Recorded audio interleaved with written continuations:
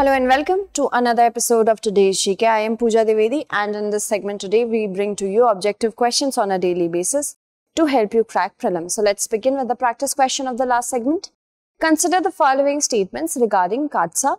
It is a United States resolution that imposes sanction on Iran, Syria and North Korea. It also sanctions against the countries that engage in trade with China's defense and intelligence sector. We have to select the correct statement. The first statement is incorrect because yes, it is a United States resolution that imposes sanctions on Iran and North Korea and also Russia but not Syria. Okay, so the first statement is incorrect. Also, the second statement is not correct. Why? Because it shouldn't be China's defense and intelligence sector but Russia's defense and intelligence sector. So the correct answer to this question is option D. Key lawmakers continue to voice their support for a sanctions waiver for India for its purchase of the S-400 missile defense system from Russia. India is likely to begin receive a delivery of the S-400 in November, potentially activating the US sanctions under a 2017 law countering America's adversaries through Sanctions Act. CAATSA is a United States federal law that imposes sanctions on Iran, North Korea and Russia. It also includes sanctions against those countries that have an engagement, that too in significant amount, with Russia's defense and intelligence sector. Thus, India, because of this only, could face USA sanctions for purchasing the S-400 Triumph missile defense system from Russia under the CAATSA. The S-400 is also known as the Russia's most advanced long-range surface-to-air missile. Remember this surface-to-air missile defense system. China was the first foreign buyer to seal a government-to-government deal with Russia in 2014 for the system. Moving ahead, consider the following statements with respect to the G20 summit. The 2021 summit under the presidency of Italy is the 16th edition of the G20 summit, and its members account for more than 80% of the world's GDP, 75% of the global trade and 60% of the population of the planet. So we have to select the correct statement. See, G20 summit this year is being held under the presidency of Italy, and this is the 16th summit, 16th edition of the summit. First statement is correct. Second is also correct. Remember that last year it was Saudi Arabia. This year it's Italy. Okay. So 1 is correct, 2 is correct. The correct answer is option C. India and Italy have reviewed the 2020 to 2025 action plan of bilateral partnership and also reiterated the commitment to further expand trade and investment linkages. Now, this summit is very important, the 16th edition, because of the COVID-19 pandemic. G20 has 19 countries and the European Union. Let's move on to our next question. Consider the following statements with respect to the long-range bomb. It has been designed and developed by the Research Center Imarat, and it was jointly tested by DRDO and the Indian Air Force. So we have to select the correct statement. Both these statements are correct. The correct answer is option C. The long-range bomb, after release from the IAF fighter aircraft, guided to a land-based target at a long range with an accuracy within specified limits. DRDO and Indian Air Force have jointly flight tested indigenously developed long-range bomb successfully from an aerial platform. Also, the long-range bomb has been designed and developed by the Research Center Imarat, a DRDO laboratory located at Hyderabad, in coordination with other DRDO laboratories. Moving on, which state of India is hosting the South Asian Federation Cross Country Championships of 2022? Odisha, Nagaland, Haryana, Arunachal Pradesh. The correct answer to this question is option B, that is Nagaland. South Asian Federation Cross Country Championships will be held in Kohima, that's in Nagaland, on 15th January 2022, while the 56th National Cross Country Championships, which is also being hosted by Nagaland, will be clubbed with the South Asian Federation Cross Country Championships. Moving on, consider the following statements with respect to the World Wars. World War I officially ended with the signing of the Treaty of Versailles and Operation Barbarossa, and a Ribbentrop Pact is related to the World War I. We have to select the incorrect statement. While Ribbentrop Pact and Operation Barbarossa Both are related to World War II. So, as you can see, because of this, the first and the second statement becomes incorrect. The correct answer is option C, both 1 and 2.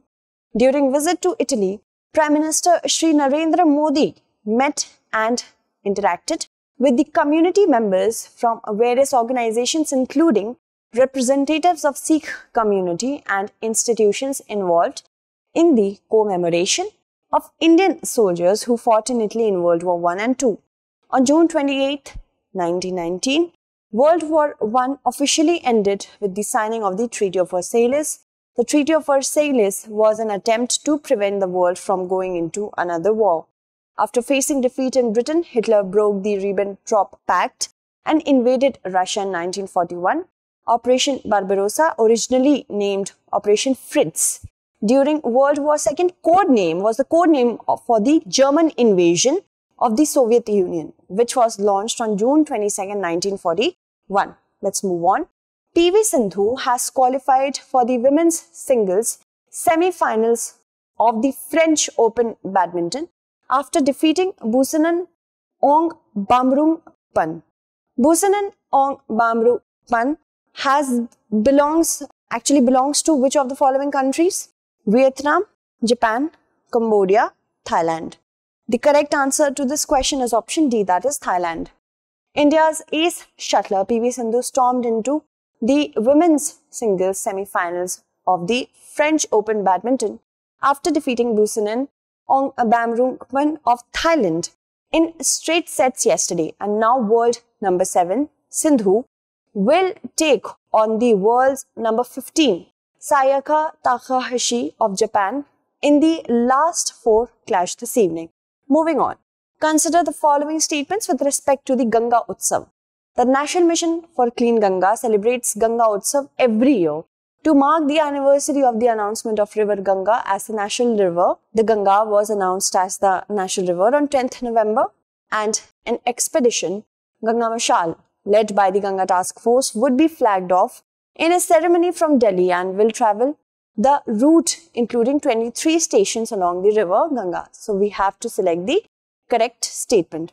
The first statement is correct, that Ganga Utsav celebrates every year, has been celebrated every year to mark the anniversary of the announcement of River Ganga as the national river, which was on 4th of November and not 10th.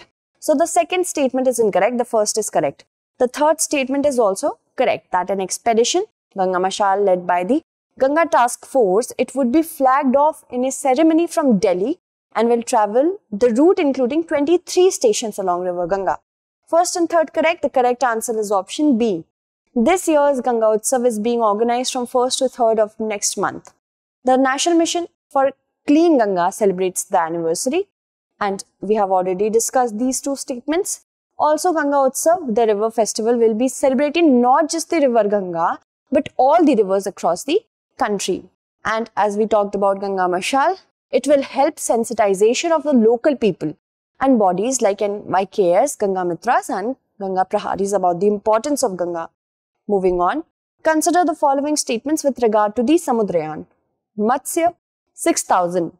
Under Samudrayan initiative is capable of carrying 10 human beings, and India is the second country to build a manned vehicle to the ocean. We have to select the correct statement. India is not the second country, but it has joined a group of countries which includes more than 3 countries. So the second statement is incorrect. Why? Because India is not the second country. It's one of the few countries which are more than 3. So second is incorrect. First is also incorrect because Matsya 6000 can carry 3 human beings and not 10. So first is incorrect, second is incorrect. The correct answer is option D.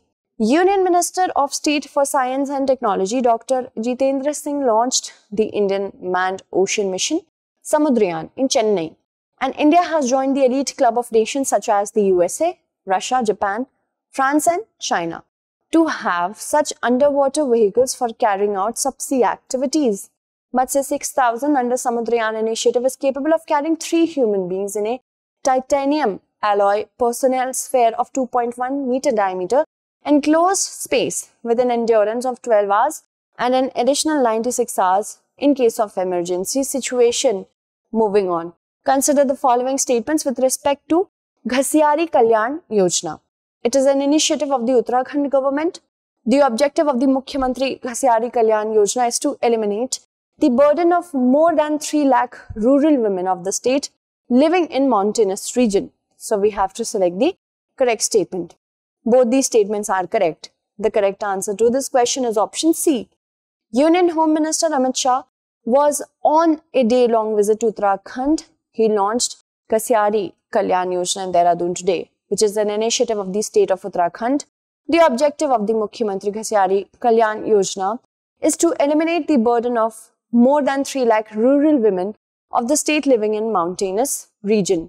Under this scheme, packaged silage or safe green fodder will be provided at their doorstep. Moving on, consider the following statements with respect to the National Company Law Appellate Tribunal. It was constituted under Section 410 of the Companies Act 2013 for hearing appeals against the orders of the National Company Law Tribunal, which is also the actual appellate tribunal to hear and dispose of the appeals against any direction issued or decision made or order passed by the Competition Commission of India. Okay, so we have to select the correct statement.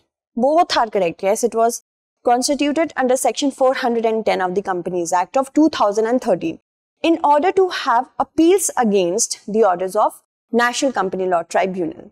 Okay, so that is why it is known as National Company Law Appellate Tribunal, where you can appeal. It is also the appellate tribunal to hear and dispose of appeals against any direction of the Competition Commission of India. So both of them are correct. The correct answer is option C. The Centre on Friday appointed retired Supreme Court Judge Justice Ashok Bhushan as the full-time chairperson of the National Company Law Appellate Tribunal. We have discussed the first and this second statement, so we shall move forward. Consider the following statements with respect to the Vatican City. It is situated on the Vatican Hill on the right bank of the Tiber River or Tiber River. It became independent from Italy with the Lateran Treaty. So we have to select the correct statement. Both these statements are definitely correct. The correct answer is option C, both 1 and 2. Prime Minister Narendra Modi met Pope Francis in the Vatican on Saturday, the second day of his official visit to the Italian capital of Rome. Vatican City is a landlocked and independent city-state which has an enclave and that is located inside Rome, Italy. And it is situated on the Vatican Hill on the right bank of the Tiber River. The Vatican City-State, also known simply as the Vatican, became independent from Italy with the Lateran Treaty of 1929. Let's look at the practice question for our next segment. India has agreed to the appointment of a task force to formulate a comprehensive 10-year roadmap to identify new areas of cooperation with which of the following countries? China, UAE, Japan, and Israel. So I hope you will be answering it correctly in the comment segment. That's it for today. Tomorrow we shall meet again with another segment. Until then, stay updated and thank you so much for watching.